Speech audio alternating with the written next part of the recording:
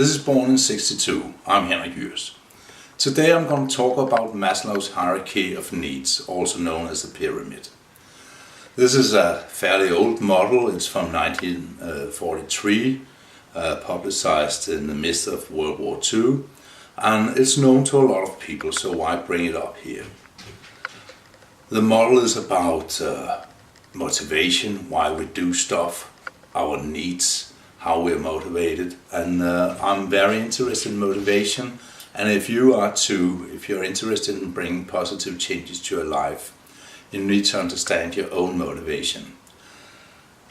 The model is highly complex and would deserve a whole day of explanation and debate. There have been a lot of criticism about it, and in this short video I can only give you an overview. So if you think I'm missing central points, vital points, please write me, but bear in mind that this is a short video, so this is just an overview. We need Maslow to understand ourselves and our other people. So if you want to motivate yourself or others around you, you need to have a certain understanding on why we humans behave like we do, and that is why we need Maslow. In earlier videos I'll talk about positive and negative motivation, and in future videos I'll bring that subject up again and try to tie it to the Maslow model. So that's the reason for this overview today.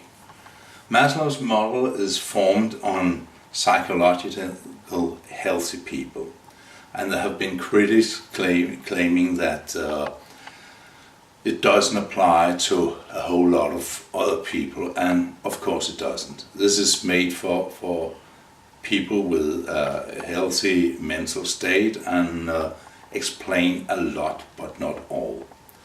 There's also been critics claiming that this is very dependent on culture, and so it is. A lot of the way we behave, the way we see ourselves, see our own needs, see society around us is of course related to the culture we are brought up in. So the model isn't meant to end all debate. It's just a place to start and therefore begin to work, debate, understand why we do what we do. Lately, some critics have claimed that in this modern Western world you can turn it all upside down because we always have what we need on the lower levels. There's food enough, there's shelter, there's safety, and so on.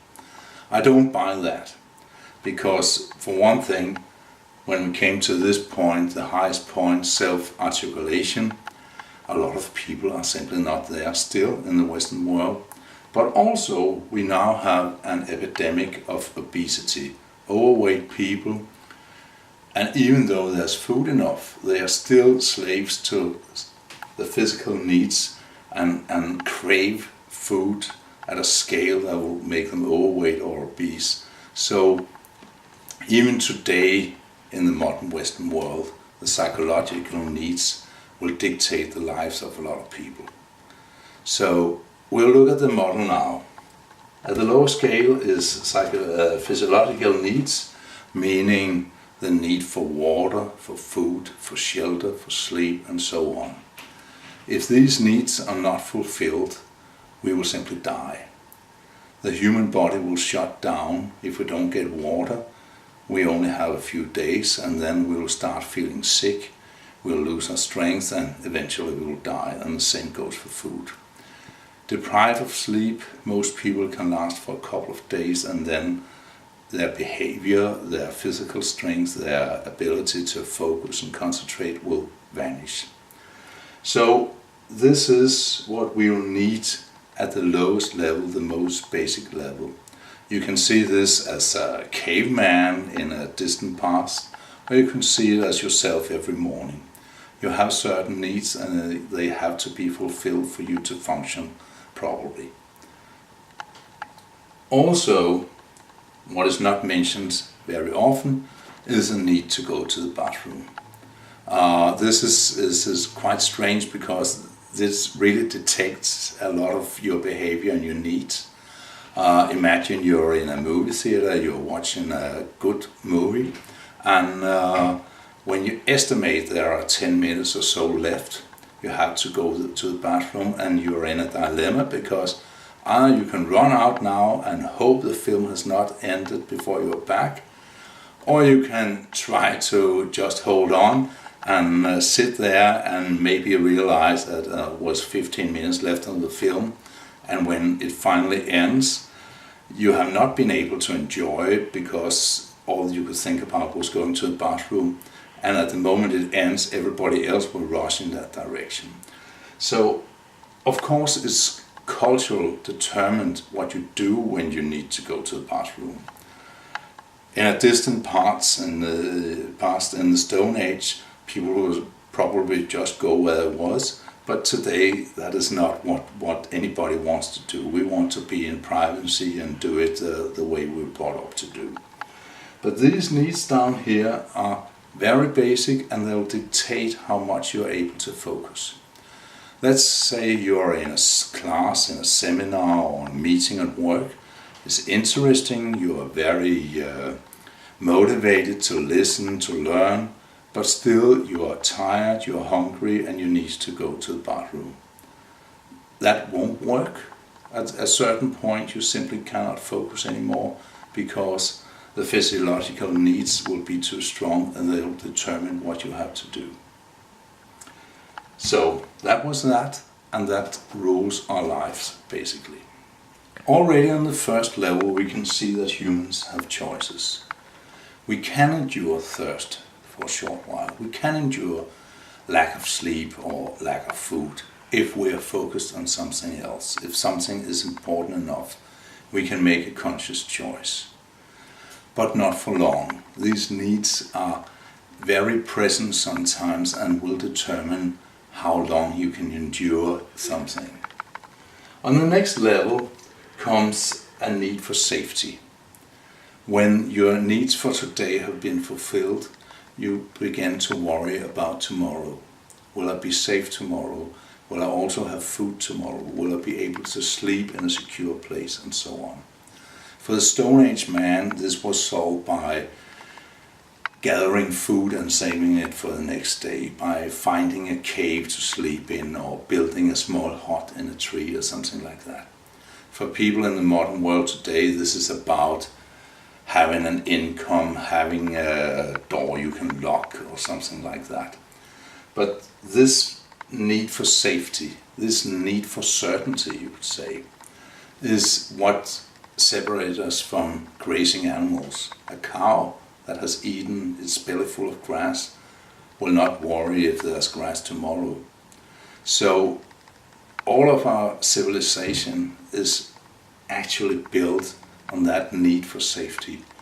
We'll build houses to be secure in, to make shelter from the rain and the wind and the snow and so on. We'll gather food for the next day. We will plow the fields and sow and harvest because we need food for the winter and so on. We can think ahead. So basically you can say that this need has been the driving force of all civilization, of all human conquest. Also, it has been the source of a lot of stress and worry, because this need is what makes us worry about tomorrow. On the third level, we have love and belonging. The need to belong to a group, a family, some kind of society, to have people around you. You can say this is a social need. We need not to be alone. Our children need their parents, not just for safety and food, but also for that contact, that loving, that feeling of being near someone. And if you think of abused children, even if their parents are not acting for the safety of the child will cling to that parent out of the need for something secure emotionally. This need has been debated a lot over the years because it has been the root, you can say, of manipulation, of leading people astray in dictatorships and different groups like criminal gangs or anything like that. But it has also been what builds society and holds us all together and makes us belong in families, with friends, in towns and so on. So this has both a downside and an upside. On the downside, you can say that people sometimes lose their own values just to stay in a group. A lot of war criminals have over the years said, I was acting under orders, but the real truth was they were belonging to a group and they simply didn't have the courage to step out of that group and say, no, I won't do that. Also, a lot of young people can be manipulated to do stuff. To be in a group in school or in high school, in the university or so on, can make you do a lot of stuff, both positive and negative. It can make you compete in sports, make you compete for grades in school, but it can also lead you astray.